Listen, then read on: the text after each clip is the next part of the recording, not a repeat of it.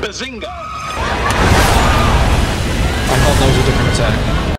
Hello and welcome back to an Epic Wombat, where today we're going to be pretending my upload schedule isn't in shambles. So you know my boy Messmer, right? The edgelord who lives at the top of the massive castle, has this whole fire thing going on. Well, today we're going to be seeing the Shadowlands through his slightly snake-infested eyes.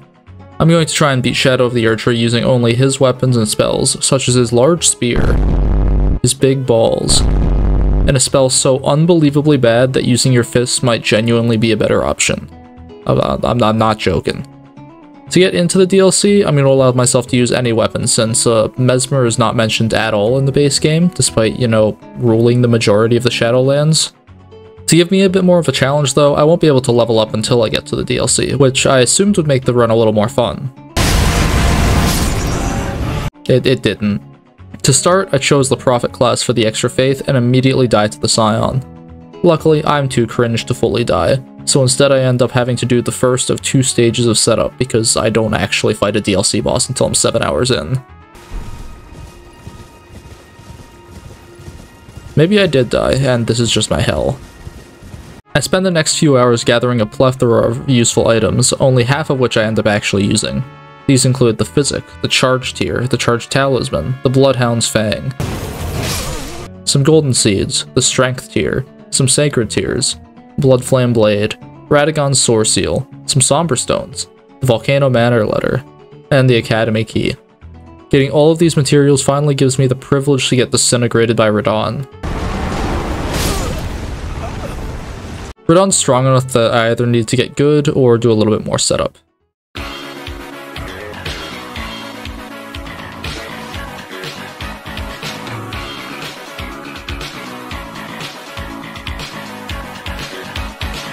To get some more damage, I decided I wanted to upgrade my weapon to +9 before taking on Radon again. This meant though that I had to fight the local American male, complete with the mystical powers of levitation. Luckily, I have the mystical power of having overpowered items. Oh yeah. Finally, I can take on Radon. Fine, I'll use the resources the game gives me to my advantage, if I have to. Good thing that's the last we'll be seeing of him. I don't know what I'd do if I had to fight him again. Killing Radon catches the eye of a Sigma male named Vare, who first tells me to make my way to the cesspool that is Oceania servers PvP.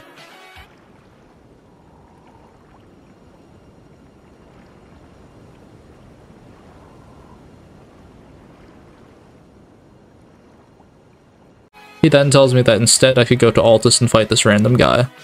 I don't win, but Var gives me a participation award anyway, which I then soak with the blood of the innocent. Var loves this so much that he teleports me straight to Moog. Sweet, now all I have to do is beat Moog.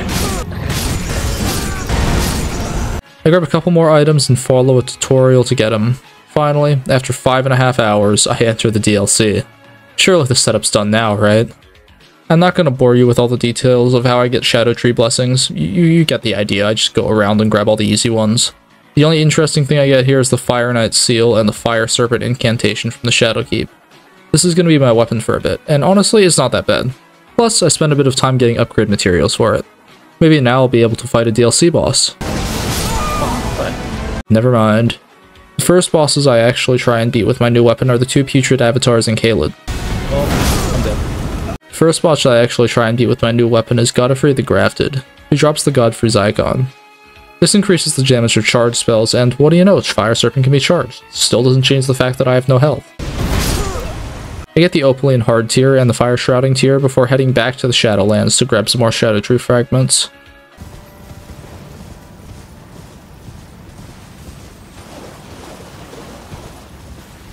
Yep, this is definitely just my hell. The upgrades continue until I make my way to the Ancient Dragon Man. Ancient Dragon Man? More like Dead Dragon Man. I know, I'm hilarious. I also kill Morgoth because I need some more flasks. Now, it's time for me to get my second spell, Rain of Fire. This spell is pretty sick. You summon a rain of Messmer's fire above your foe, which rains down and does damage. Wait, you're telling me this does how much damage? I was gonna try and use this to kill Bale, but I think I'm more likely to kill him by straight up just looking at him than with this spell. But we'll think about that later. For now, the first boss we're going to be facing is Rolana, the Twin Moon Knight. I see her parents were very creative in naming her, almost as creative as she is at killing me. Okay, fine, I'll get it. I'll go do Dancing Line first. Honestly, at this point the Dancing Line isn't that bad. I still don't fully know how to fight this boss, but my damage is high enough that it doesn't really matter. I just hit him and kill him faster than he kills me. Oh, better. And boom, look at that, we have our first Erdtree Remembrance, and all it took was 16 hours. With the extra levels from the Lion, I go back and defeat Rolana after not too many more attempts, thankfully for my sanity. Unfortunately for my sanity, however, our next boss is Commander Gaius. Gaius actually didn't end up being that bad, I just do a lot of damage, and light rolling is kinda OP. Killing Gaius gives me access to 5 more Erdtree fragments, which ends up helping a lot on our next boss, the Erdtree Avatar. I guess we're doing 3 health bars now. Despite standing in water, the Erdtree Avatar is still pretty weak to fire, which lets me beat it pretty quickly. Our next boss, though, is not weak to fire. Yeah, I went and fought the Jagged Peak Drakes because what else am I supposed to do? Not bring Igon with me? With a hail of harpoons, with every last drop of my being. Yeah, we can't lose. It's time. Time to face the most hated man in the entirety of the Shadowlands. The man behind the slaughter. Myself. Not gonna lie, Messmer's definitely my favorite boss from the DLC. He's just like, so badass, man. He has some mix-ups, but every one of his moves is actually dodgeable, unlike a certain other boss we get into later. The animations are awesome, he's just like a really good boss. He also has a high fire resistance. Not great for my current build.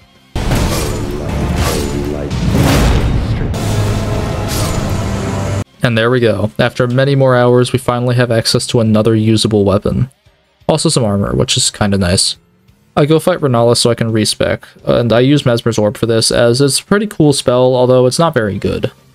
Regardless, I respec, grab my armor, and head back into the Shadowlands to face the Putrescent Knight, Guardian of the Purple Girl. I'm overleveled for this fight, so it's not a huge challenge. Really, the biggest challenge of this fight was not giving in to the urge to use the Cool Ash of War.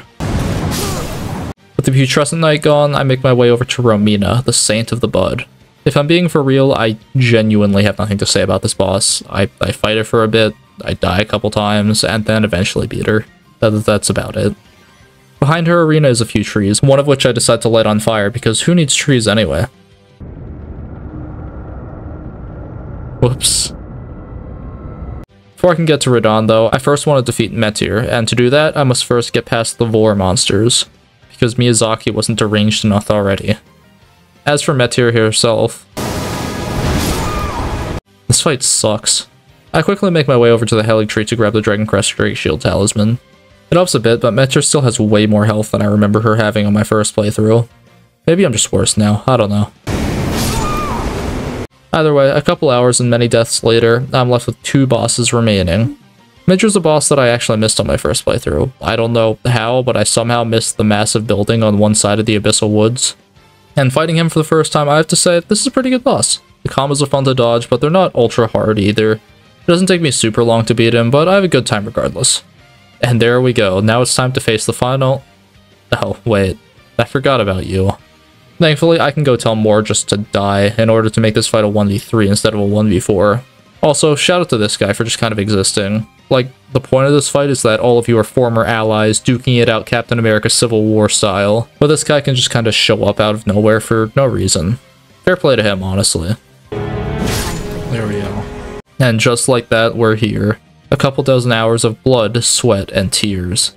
This boss took me a while in my first playthrough of the DLC, but now that I'm practiced, it really shouldn't be too hard.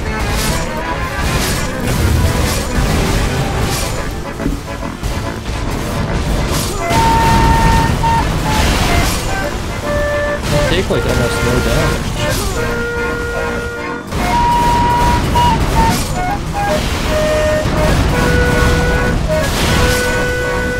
I hate this boss, man, I'm not gonna lie. And honestly, I probably wouldn't even hate him that much if he just didn't have that one, like, impossible to dodge combo attack. Like, what's the point? Why did they add that? There was no reason to. He has plenty of other moves, but no, we have to make the impossible to dodge one of his most common moves. Like, really, Miyazaki? Fine, I'll grind.